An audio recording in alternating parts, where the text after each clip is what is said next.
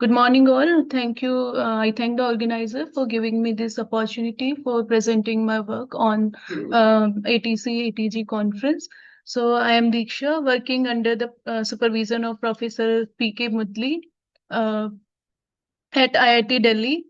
So the title of the presentation is Swift Heavy Ion Irradiation Induced Modulation of Magnetization Dynamics in Nickel, Cobalt, Chromium, Iron, Palladium, High Entropy Alloy Thin Films. So this is the outline of the presentation. First, I will be giving the introduction of high entropy alloy and the ion irradiation, then the motivation for this study, and experimental results, and then the discussion and conclusion and future prospects. So high entropy alloys are alloys, multi-principal alloys that have more than 5 number of elements, and due to the presence of highly of this much highly elements, so the lattice it gets distorted from its original lattice due to the atomic size mismatch, and this distortion it leads to the strain in the lattice. So due to this property, this leads to the 4 core effects of He of high entropy alloys. So this one is high entropy effect, which enhances the formation of the solid solution. Then it's severe lattice distortion effect, which increases the hardness and strength of the alloy, and sluggish diffusion effect, which shows very slow diffusion and higher activation energy, and cocktail effect, where the properties of the alloy is quite different from their constituent elements. So they are classified according to the entropy of mixing. The entropy of mixing it is given as minus R summation xi ln of xi. So the alloys which have more than 1.5 of R, they are classified as the high entropy alloys.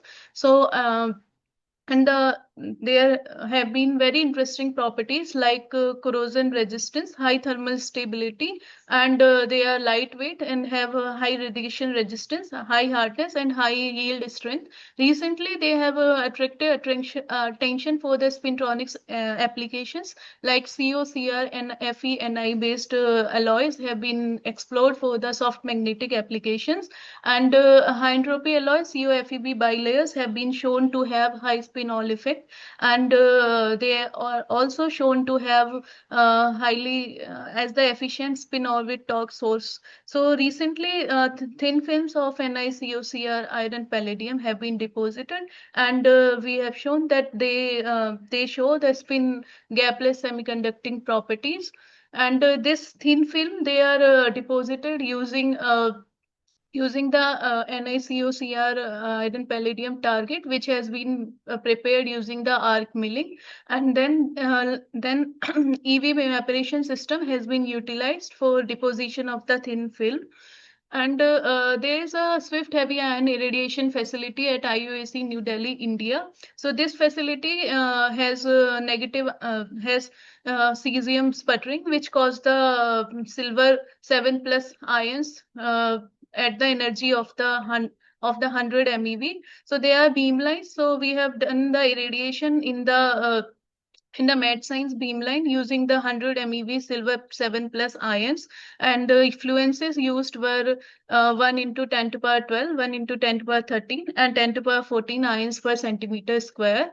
So this is about how ion beams are used to produce defects in the structural material. So when ions they come, they cause the collision cascades, and they cause the defects like vacancy, interstitials, and defect clusters within the material.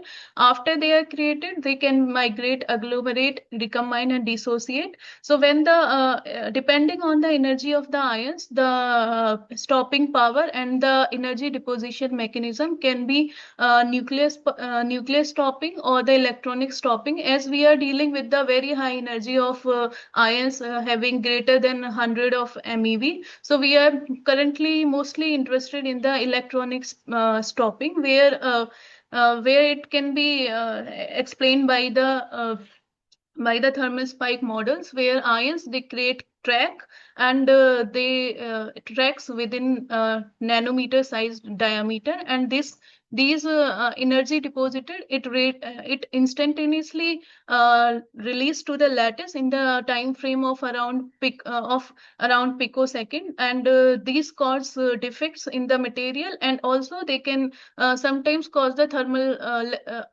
inequilibrium thermal annealing in the sample.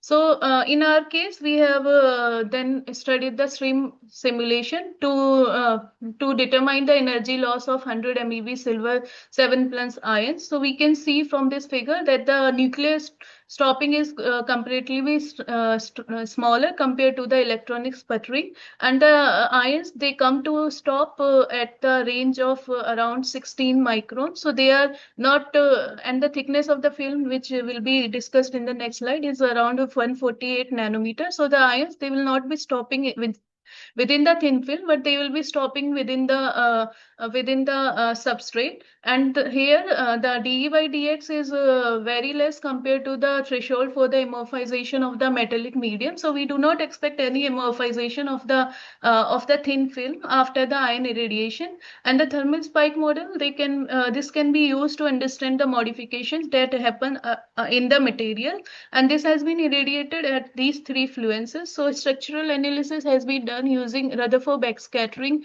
and XRD. So from the RBS analysis, we have determined the composition and the thickness of the thin film.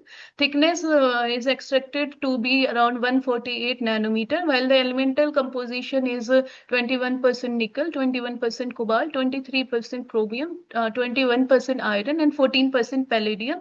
So the entropy of mixing, which is calculated using this elemental composition, is coming to be 1.6 R. So this clearly classifies it as a high entropy alloy, as this is more than 1.5 R. So and also we do not observe any modification in the thickness and composition on the ion beam irradiation. So all these fluences, they show all the same thickness and same composition.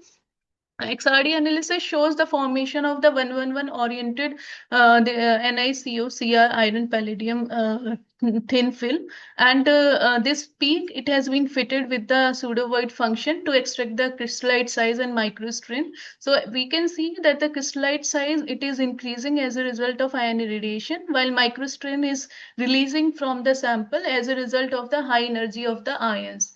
And morphological analysis has been done to check the morphology evolution under the swift heavy ion irradiation. So we can see the thickness, the roughness of the sample, it was 0.7 nanometer for the as deposited thin film, while at the initial fluence it increases to 2.96 nanometer, and then it decreases to 1.69 nanometer at higher fluence.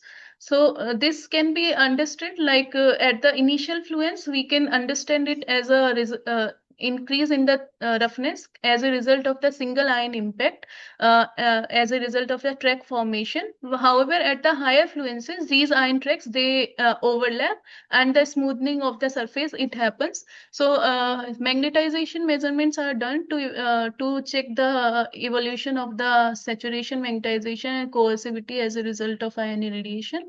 So SQUID has been used for the MH loops. So MS, it showed monotonic decrease on ion irradiation, while HC, it shows non-monotonic behavior, and the variation of HC, it is following the same trend as the evolution of the thickness, because the higher is the roughness of the film, higher will be the pinning caused by the surface, and the coercivity will be higher, and also the increase in the crystallite size, it will offer less coercivity at the higher fluences. Sorry. So there have been previously some studies of tuning of Gilbert damping using ion irradiation. So in the ferromagnetic heavy metal bilayer, so they have investigated the tuning of the Gilbert damping So they have shown, depending on what is the this heavy metal and the Gilbert damping, it can increase or decrease. And in the high entropy alloy, there have been no study of Gilbert damping. Only one theoretical study of Gilbert damping is there, which shows the Gilbert damping at 6E-3.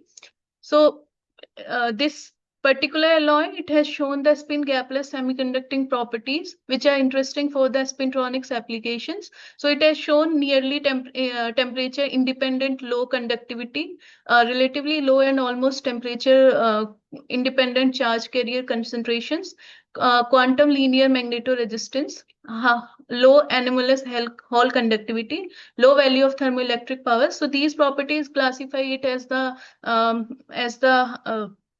spin gapless semiconducting alloy. So despite having these unique electrical properties, the investigation of Gilbert damping and this tunability by swift heavy ion irradiation has not been explored. So we have done the FMR measurement to see the variation of Gilbert damping with the ion fluence. So this is the FMR spectra, derivative FMR spectra of pristine sample. The sample was face down on the CPW and FMR spectra was obtained. So this is spectra. It has been fitted with the symmetric and anti-symmetric part of the Lorentzian function, and the delta H, that is the line width, and the resonance field, they have been extracted from this, and they have been plotted as a function of frequency. So this plot has been fitted with the Kittel equation, and the delta has as a function of f is fitted with the line width equation. So here for the fitting, we have used as the HK perpendicular as 0, as the sample is in plane. And the coercivity is it saturates very easily, and also we do not find any angle dependence in MH curve, so HK parallel is also kept 0. So after this, we have calculated the value of G. So it is found to be 2.113 for this particular alloy, and which is higher than that of the NiFe, which might be due to the presence of the heavy metal in the alloy, that is palladium. So to extract the damping contribution, we have first we extracted total damping using the FMR line width equation, and then then there have been no contribution of spin pumping as there is no heavy metal presence, and TMS, we do not observe any non-linearity in our FMR measurement in the delta H versus F, and also the thickness of the ferromagnet is very large, so there will be no TMS contribution. And radiative damping and eddy damping, which cause additional contribution in the total damping, they have also been quantified and they have been listed in this.